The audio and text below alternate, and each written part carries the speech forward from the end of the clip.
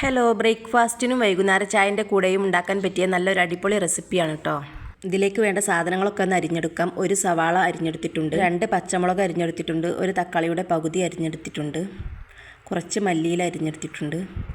3 ഉണ്ടാക്കാനുള്ള അളവാണ് അരിഞ്ഞെടുത്തിട്ടുള്ളത്. അപ്പം എല്ലാത്തിനും കുറേശ്ശെ ഒരു പാത്രത്തിലേക്ക് ഇട്ട് കൊടുക്കാം. ഇനി ഇതിലേക്ക് കുറച്ച് ഉപ്പിട്ട് കൊടുക്കാം. ശേഷം 2 മുട്ട പൊട്ടിച്ചൊഴിക്കാം.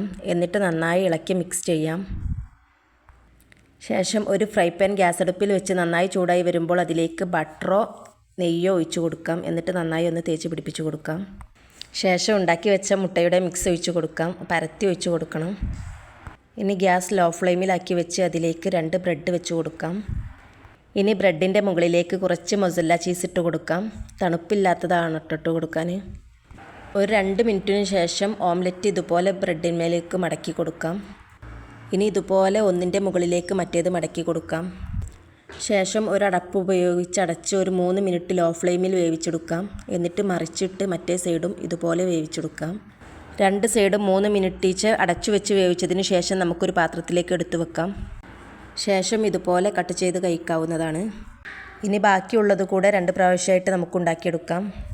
നല്ല ടേസ്റ്റാണ് കേട്ടോ. എല്ലാവരും ഒന്ന് ഉണ്ടാക്കി നോക്കൂ. വീഡിയോ ഇഷ്ടമായ ലൈക്കും ഷെയറും സബ്സ്ക്രൈബും ചെയ്യാൻ മറക്കരുത്.